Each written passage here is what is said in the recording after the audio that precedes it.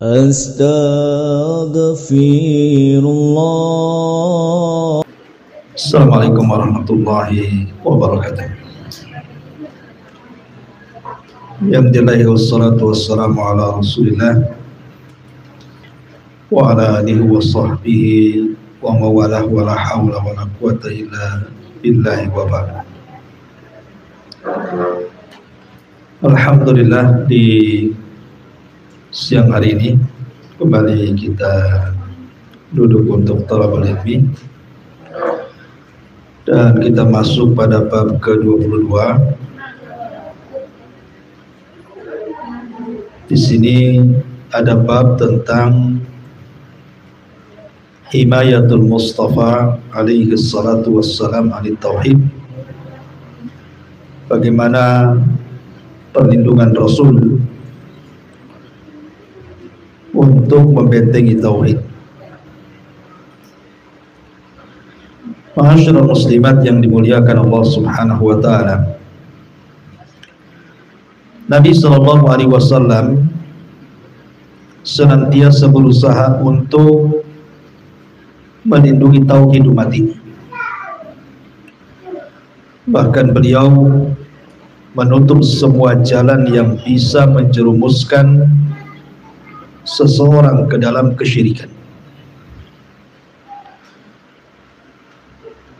Artinya Nabi Shallallahu Alaihi Wasallam sayang dengan kita, dan bentuk sayangnya itu Nabi tidak mau umatnya terjerumus kepada kesyirikan. Makanya ketika ada seorang sahabat datang kepada Nabi Sallallahu Alaihi Wasallam dan mengatakan Masya Allahu wa syi'ta, atas kehendak Allah dan dirimu, maka Nabi Sallallahu Alaihi Wasallam marah, kemudian mengatakan atas kehendak Allah saja, jangan bawa-bawa diriku. Kemudian dengan kesempatan Nabi Shallallahu Alaihi Wasallam ada melihat seorang laki-laki yang di tangannya ada gelang dari kuningan. Hadisnya dari Imran ibn Husain radhiyallahu anhu. Jadi kata Nabi Shallallahu Alaihi Wasallam, apa ini? Maka orang ini mengatakan, ini gelang untuk mencegah penyakit lemas. Maka Rasul mengatakan, inziha, lepaskan, buanglah gelang itu, karena gelang itu tidak menambah kecuali kelemahan. Kalau engkau mati dan gelang itu masih ada di tanganmu, maka engkau tidak akan selamat selamanya. Lihat bagaimana Rasul Sallallahu Alaihi Wasallam tidak mau umatnya terjerumus kepada kesyirikan. Contoh yang lain, ketika perang Hunain, sahabat Nabi Sallallahu Alaihi Wasallam yang hudatsa'u ahdi bi Islam, baru masuk Islam, tauhidnya belum kuat, tiba-tiba melewati satu pohon bidara. Mereka mengatakan kepada Rasul, Rasul, jadikanlah untuk kami pohon macam itu, biar kami bisa menggantungkan pedang-pedang kami seperti dahulu di zaman orang-orang musyrik kami menggantungkan pedang. Maksudnya mengalap berkah dari pohon bidara. Maka Rasul marah, kemudian mengatakan, Allahu Akbar, celaka kalian. Keinginan kalian itu sama dengan keinginan Bani Israel kepada Nabi Musa, yang baru saja diseberangkan dari kejaran Fir'aun, tiba-tiba melihat ada patung anak sapi yang disembah. Tiba-tiba Bani Israel mengatakan, ij'al lana ilahan kamalahum alihah, wahai Musa, jadikanlah kami Tuhan seperti itu. Maka Nabi Shallallahu Alaihi Wasallam mengatakan, Allahu Akbar, ucapan kalian persis seperti ucapan Bani Israel, sudah mendapatkan petunjuk mau sesat, gitu bahasanya, ya. Jadi ini upaya Nabi Shallallahu Alaihi Wasallam supaya umat ini jangan terjerumus kepada kesyirikan. Dan itu bukan hanya dilakukan Nabi saja, bahkan para sahabat Nabi SAW juga sama.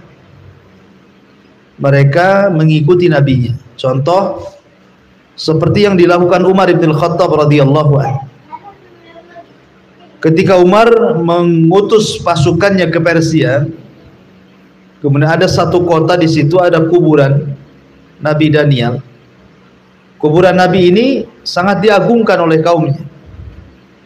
Maka Umar pun memerintahkan agar kuburan itu digali dan dipindah ke tempat lain. Kemudian dibuat kuburan palsu sebanyak 9 kuburan, sehingga manusia tidak tahu yang mana satu kuburan Nabi Daniel. Lihat bagaimana Umar bin Khattab radhiyallahu an mencegah adanya kesyirikan. Kemudian juga ketika orang sudah mulai beribadah di bawah pohon yang pernah dibuat oleh Nabi SAW dengan para sahabatnya, Bai'atul Aqabah, Bai'atul Ridwan, maka Umar melihat ini kalau seandainya pohon ini tidak ditebang, tentu banyak orang yang mencari berkah di pohon bekas baiat Nabi dan para sahabat. Makanya Umar pun menebang pohon itu supaya jangan ada kesyirikan di situ. Jadi banyak riwayat-riwayat bagaimana Rasul SAW dan para sahabat itu mencegah umat Islam jangan sampai terjerumus kepada kesyirikan. Taib. Di sini Allah Subhanahu wa taala berfirman dalam surah At-Taubah ayat 128. A'udzu billahi minasyaitonir rajim. Bismillahirrahmanirrahim. Laqad ja'akum rasulun min anfusikum azizun 'alaihi ma 'anittum harisun 'alaikum bil mu'minina raufur rahim. Sesungguhnya telah datang kepada kalian seorang rasul dari jenis kalian, terasa berat olehnya penderitaan kalian, dia sangat menginginkan keimanan dan keselamatan bagi kalian, dia juga amat belas kasih dan penyayang terhadap orang-orang yang beriman. Di sini Allah Subhanahu wa taala menjelaskan, sungguh telah datang kepada kalian seorang rasul dari jenis kalian. Masya Allah, di antara nikmat yang Allah Subhanahu wa taala anugerahkan kepada kita,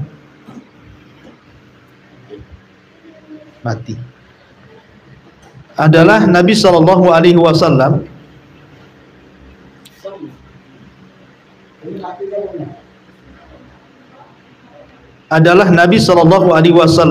diutus dari jenis manusia, bukan malaikat, bukan pula bangsa jin. Ini anugerah besar, nikmat yang sangat besar, bahwa Nabi SAW yang diutus kepada kita itu bangsa manusia. Coba bayangkan, Bu, kalau seandainya Nabi kita itu seperti yang dikehendaki orang-orang musyrik, kenapa tidak mengutus malaikat saja katanya? Coba bayangkan kalau Nabi kita malaikat, Bu, macam mana cara nirunya tuh? Malaikat tidak makan, kita makan. Malaikat tidak minum, kita minum. Malaikat enggak kawin, kita kawin. Malaikat enggak punya anak, kita maunya anak banyak. Malaikat tidak pernah ke pasar, hari-hari bubu ke pasar. Malaikat ke masjid terus, malas kita ke masjid. Malaikat ada nyari-nyari pengajian, kita lari pula dari pengajian. Nah, coba bayangkan, macam mana nirunya? Ya. Malaikat itu hanya beribadah saja, tidak pernah maksiat. Malaikat itu tidak ada syahwat untuk bermaksiat. Dan malaikat itu tidak nampak, tidak bisa dilihat. Macam mana cara menirunya? Jadi kalau seandainya Nabi dan Rasul kita malaikat, mustahil kita bisa mencontoh Nabi kita, karena malaikat. Siapa yang bisa mencontoh malaikat? Atau nabi kita ini bangsa jin umpamanya. Jin itu lebih banyak yang jahat dibandingkan yang baik. Jin itu lebih banyak tinggal di tempat-tempat maksiat dibandingkan tempat-tempat ibadah. Jin itu suka melakukan kemungkaran dibandingkan ketaatan. Dan jin pun tidak bisa dilihat manusia, macam mana cara menirunya. Makanya anugerah besar bahwa nabi yang diutus itu dari jenis manusia, sama dengan kita, nampak orangnya, bagaimana cara jalannya, bagaimana cara makannya, bagaimana cara rumah tangganya, bagaimana cara bertetangganya, bagaimana cara bermuamalahnya, semua nampak di mata para sahabat. Bagaimana cara bicaranya, nampak. Ya. Bagaimana cara jihadnya, nampak. Bagaimana cara al-amru bil ma'ruf wan nahyu anil munkar, nampak. Jadi nabi itu dari jenis manusia supaya kita bisa meneladaninya. Sebab kalau nabi kita malaikat tidak kelihatan bagaimana cara menirunya. Atau dari jenis kalangan jin juga sama, tidak nampak, kita tidak bisa melihatnya. Tetapi ketika Nabi SAW dari manusia, maka kita bisa menirunya. Karena manusia sama dengan kita. Dia lapar, kita lapar. Dia makan, kita makan. Dia minum, kita minum. Dia rumah tangga, kita berumah tangga. Dia punya anak, kita punya anak. Dan begitu seterusnya. Jadi kita bisa meniru dia. Dan ini nikmat yang Allah anugerahkan kepada kita, bahwa Rasul itu dari kalangan manusia. Min anfusikum. Azizun alaihi ma'anittum harisun alaikum bil mu'minina ra'ufur rahim. Di mana nabi itu terasa berat olehnya penderitaan kalian. Dia juga amat belas kasihan dan penyayang terhadap kalian. Jadi azizun alaihi ma'anittum, artinya dia pun merasakan penderitaan apa yang diderita umatnya. Dan dia pun semangat memberikan hidayah kepada orang-orang yang beriman. Dan dia pun memiliki kasih dan sayang terhadap orang-orang yang beriman. Ya. Masyarul muslimat yang dimuliakan Allah Subhanahu wa taala. Jadi Nabi SAW itu semangat ketika memberikan hidayah, terutama tauhid. Dalam kondisi apapun Rasul itu semangat. Bahkan dalam kondisi sedang membonceng orang pun, seperti yang dijelaskan oleh Mu'adz bin Jabal. Suatu ketika dia dibonceng oleh Nabi dalam himar kendaraannya. Sempat-sempatnya Nabi bertanya, Mu'adz, kamu tahu enggak hak Allah kepada hamba dan hak hamba kepada Allah? Kata Mu'adz, enggak tahu aku. Maka Rasul mengatakan, haqqullah 'alal ibad an ya'buduhu wa la an ta'buduhu wa la tusyriku bihi syai'an. Hak Allah kepada hamba itu kalian menyembah Allah, mentauhidkan Allah, dan jangan kalian menyekutukan Allah dengan siapapun. Kemudian disebutkan hadis yang cukup panjang. Artinya dalam kondisi Rasul SAW berboncengan saja, Rasul sempat-sempatnya bertanya soal tauhid. Ya. Jadi Nabi SAW itu tidak ada waktu kecuali menyampaikan dakwah dan tauhid. Itulah Nabi SAW semangatnya kepada kita untuk mendakwahkan tauhid. Terkadang ke pasar-pasar berteriak-teriak, wahai kaum la ilaha illallah, katakan la ilaha illallah, kalian akan selamat. Wahai kaum, katakan la ilaha illallah, kalian akan menguasai bangsa Arab dan non-Arab. Dan begitu seterusnya. Jadi Nabi itu semangat sekali supaya orang mendapatkan hidayah. Dan harusnya kita sama dengan Nabi, mencontoh Nabi, semangat agar keluarga kita juga dapat hidayah dari Allah Subhanahu wa taala. Kemudian juga hadis Abu Hurairah radhiyallahu an, Rasulullah SAW bersabda, la taj'alu buyutakum kubura wa la taj'alu qabri ida wa sallu alayya fa inna salatakum tablughuni haitsu kuntum. Janganlah kalian menjadikan rumah-rumah kalian sebagai kubur. Ada dua makna. Jangan menjadikan rumah kalian sebagai kuburan. Makna yang pertama artinya jangan rumah kita itu dijadikan kuburan. Ibu meninggal dikubur di rumah, gitu ya. Tidak boleh. Ya kalau ibu meninggal ya dikubur di tempat pekuburan kaum muslimin. Kalau di sini ya ke Temiang atau ke Sungai Panas atau ke Batu Besar sana ya. Jadi tidak boleh orang meninggal di rumah dikubur di rumah, kecuali Nabi dan Abu Bakar dan Umar itu ada kekhususan. Adapun Nabi SAW karena memang setiap Nabi dikubur di tempat dia meninggal. Kebetulan meninggalnya di kamar Aisyah, ya disitulah dia dikubur. Adapun Abu Bakar memang berwasiat agar dikubur di samping Nabi, sama dengan Umar juga sama. Jadi selain 3 orang ini tidak boleh orang dikubur di rumah, harus di luar, supaya kalau dikumpulkan kuburan kita dengan kuburan kaum muslimin banyak yang doakan. Minimal datang ke kuburan ada yang ngucap salam gitu ya. Kalau ibu dikubur di rumah, siapa yang mau datang ke rumah kecuali keluarga saja. Ini makna yang pertama. Makna yang kedua, jangan kalian jadikan kuburan rumah kalian seperti kuburan. Artinya jangan jadikan rumah itu seperti kuburan, tidak ada yang sholat. Minimal sholat sunnah di rumah.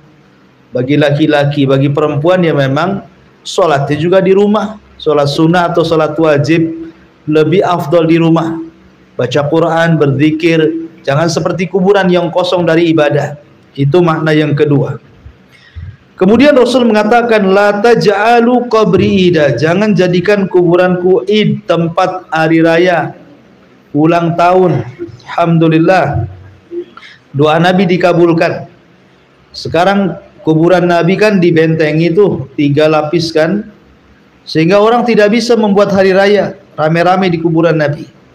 Yang mampu dia lakukan di kuburan seperti yang mampu dilakukan di kuburan wali-wali atau orang-orang soleh kan. Artinya doa Nabi dikabulkan. Tidak ada orang rame-rame di kuburan Nabi kecuali orang yang ziarah di situ kan. Kemudian wasallu alayya, salatlah, maksudnya bersalawatlah kepada Rasul. Fa inna salatakum tablughuni haitsu kuntum, karena salawat kalian akan sampai kepadaku dimanapun kalian berada.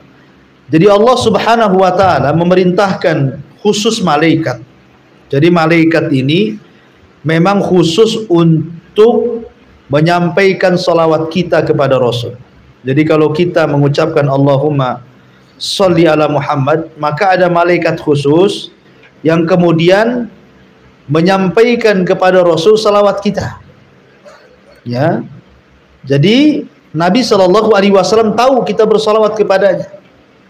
Ada malaikat-malaikat itu yang terbang ke sana kemari, kemudian mencari orang yang bersalawat. Kemudian setelah dia dengar orang yang bersalawat, dia langsung datang ke kuburan Nabi. Kemudian dia pun memberitahu Nabi. Dan Nabi SAW bersalawat 10 kali kepada kita, yang bersalawat 1 kali kepada beliau. Kemudian dalil yang terakhir, di sini Nabi SAW mengatakan, la tattakhidu qabri ida. Ali bin Husain melihat seseorang yang mendatangi celah yang ada di kuburan Nabi. Lantas orang itu masuk di dalamnya dan berdoa. Ali pun segera melarangnya dan mengatakan, maukah engkau kuberitahu dengan sebuah hadis Nabi SAW yang ku dengar dari bapakku, dari kakekku, bahwa Rasul SAW bersabda, la tattakhidu qabri ida, janganlah kalian menjadikan kuburanku sebagai perayaan. Wala buyutakum kubura, dan jangan pula rumah-rumah kalian seperti kuburan. Wasallu alayya, dan bersalawatlah kepadaku. Fa inna taslimakum tablughuni aina ma kuntum, karena sesungguhnya salawat kalian akan sampai kepadaku dimanapun kalian berada. Intinya bahwa ada 3 poin dalam hadis ini. Jangan menjadikan hari kematian Nabi SAW ulang tahun, Jangan dijadikan rumah kita sepi, tidak ada unsur ibadah, baik yang wajib atau yang sunnah. Dan bersalawatlah kepada Rasul kita, karena salawat itu akan sampai kepadanya dimanapun kita bersalawat. Dan siapa yang salawat 1 kali kepada Rasul, maka Rasul akan menjawab 10 kali lipat salawat kita.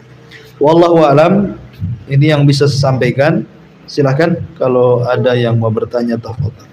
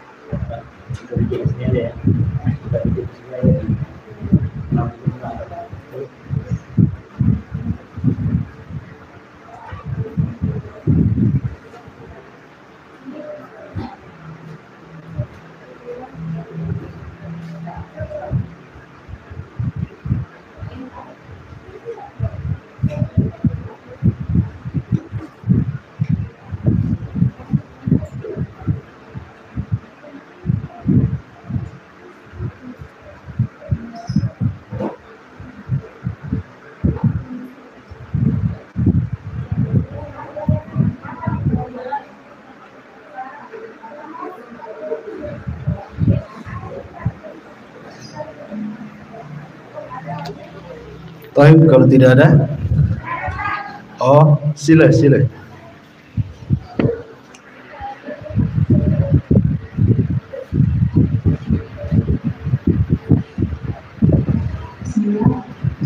Ustaz tidak kemarin waktu ada itu Ustaz ada khotbah di masjid tentang kisah Nabi Ibrahim. Terus beliau menyebut nama istri Nabi Ibrahim itu dengan Siti Sarah alaihissalam. Itu betul betul pakai alaihissalam. Oh, Siti Sarah alaiha mungkin. Iya, Alaihassalam.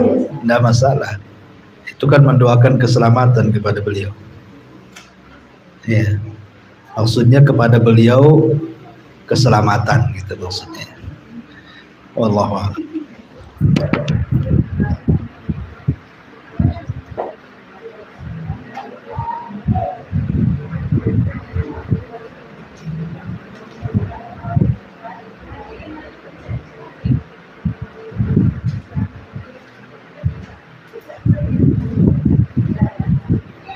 Assalamualaikum Ustaz. Waalaikumsalam. Ini bertanya itu orang dari belakang kan nggak ada kan dua kelas ya kan. Syaratnya harus membayar pajak. Gimana Ustaz kalau pajak PDB rumah gitu maksudnya? Boleh nggak diikuti gitu Ustaz? Maksudnya? Dan kupang itu loh Ustaz. Kan dari belakang ada kan.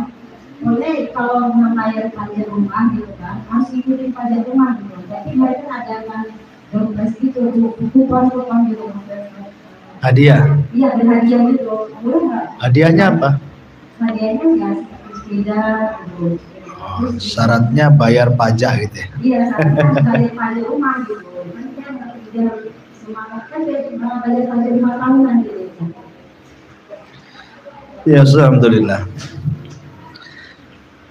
Ya, kaidahnya bahwa dianggap qimar atau perjudian itu kalau kita menanam modal di situ. Kalau kita menanam modal kemudian di situ berharap keuntungan ataupun untung dan tidak, seperti umpamanya kalau dulu kan lotre gitu kan, kita pasang pakai duit. Ya kadang dapat kadang tidak, itu disebut judi. Ya. Kalau ini kan tidak ya kan, ketika mengambil kupon bayar nggak tuh? Nggak bayar Bu ya? Ya asal ibu memberikan kewajiban kepada pemerintah kan?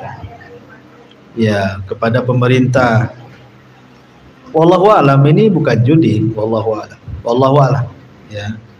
Karena kan memang kita hanya diwajibkan untuk membayar kewajiban kita kepada pemerintah, kemudian sebagai penyemangatnya dikasih bonus gitu ya, itu pun tidak semua dapat gitu.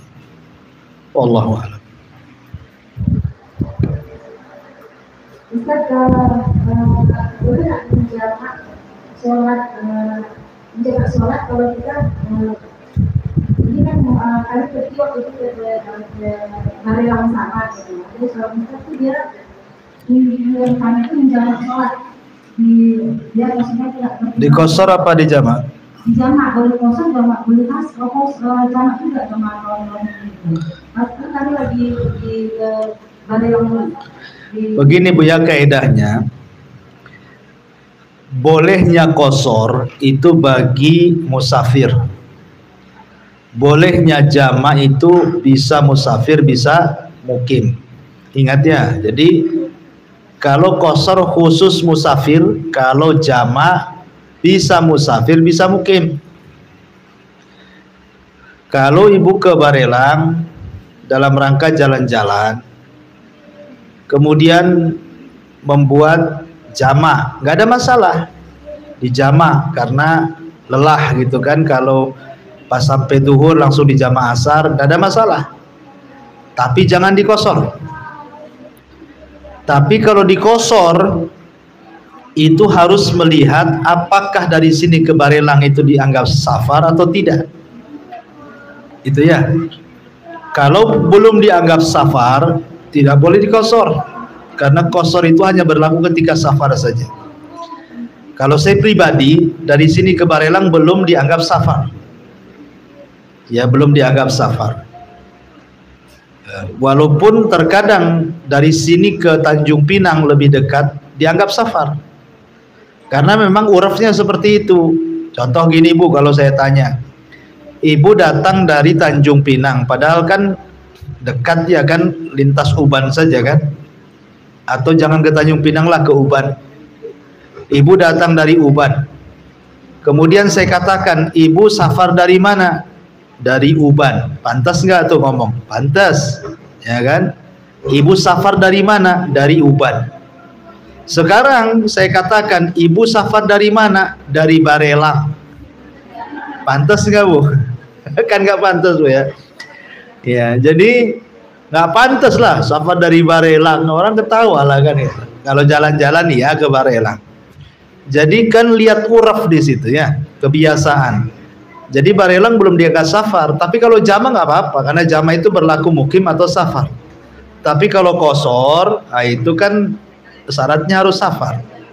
Ya. Wallahu a'lam. Boleh.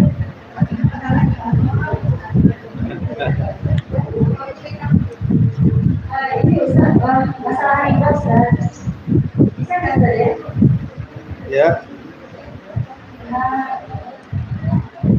Berapa tahun yang lalu kan ambil rumah Ustaz. Jadi tapi dalam pertanyaan juga ini ambil rumah ini sama orang sudah kawan. Yang dia ada paham juga katanya, dia pernah nanya kepada Ustaz uang ini. Tapi ambil rumah itu, lalu jual dia menawarkan dengan adik ipar dia. Kata abang ipar dia.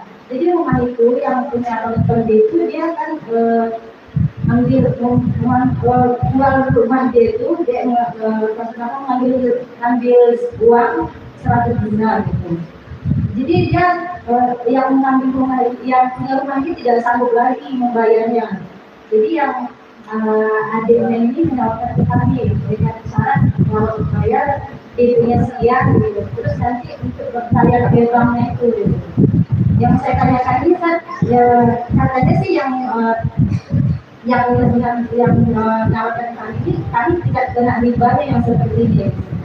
Jadi hukumnya seperti apa kami ini masih kena riba kan, dengan tadinya kami cicil ke bank gitu Ustaz, tapi bukan atas nama kami gitu. Atas nama siapa? Yang punya rumah gitu ya, kan cuma hanya melanjutkan karena dia nggak sanggup lagi membayar yang tadi 100 juta dia bayar itu selama 5 tahun gitu. Jadi ini oper kredit ya? Karena dia kan udah lunas rumahnya, cuma dia minjam uang ke Ustaz. Jadi di dalam perjalanan jalan dia nggak mampu lagi bayar uangnya ini yang pinjaman dia ini, makanya dijualnya sertifikat tanah dia gitu Bang. Maksudnya itu dia bukan kredit rumah tapi pinjam uang jaminannya rumah. Iya, jaminannya rumah gitu. Iya gitu kan. Iya. Dia pinjam uang ke bank, otomatis bank harus ada jaminan kan. Iya. Dijaminkanlah rumah itu. Iya. Tiba-tiba ibu mau ngambil rumah itu. Ya kami kan ditawarin sama ajunya, karena dia pun bilangin saya pernah nanyain ke Ustaz Ibrahim, katanya nggak apa-apa. Jadi kami karena mikir-mikir bilang seperti itu ya kami ambil gitu Ustaz. Tapi di dalam perjalanan selatan udah sekarang udah lunas gitu, karena masih ada di hati saya sebenarnya maksudnya bertanya-tanya gitu, makanya saya tanya langsung Ustaz kira boleh nggak seperti ini gitu Ustaz?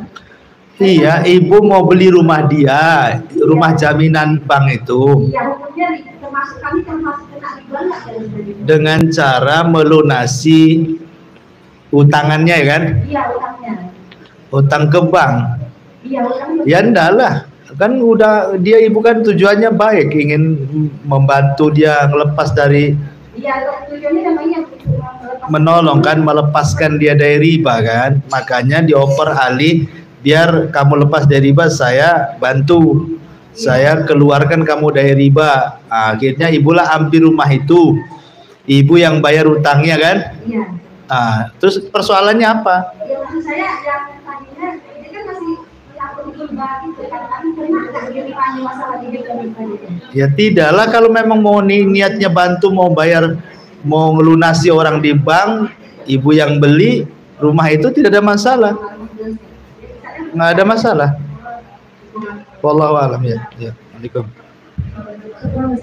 Ya. Ya, saya kira sampai di sini saja karena tadi yang terakhir subhanakallah bihamdika asyhadu an la ilaha illa anta astaghfiruka wa atubu ilaik. Allah taala. Assalamualaikum warahmatullahi wabarakatuh.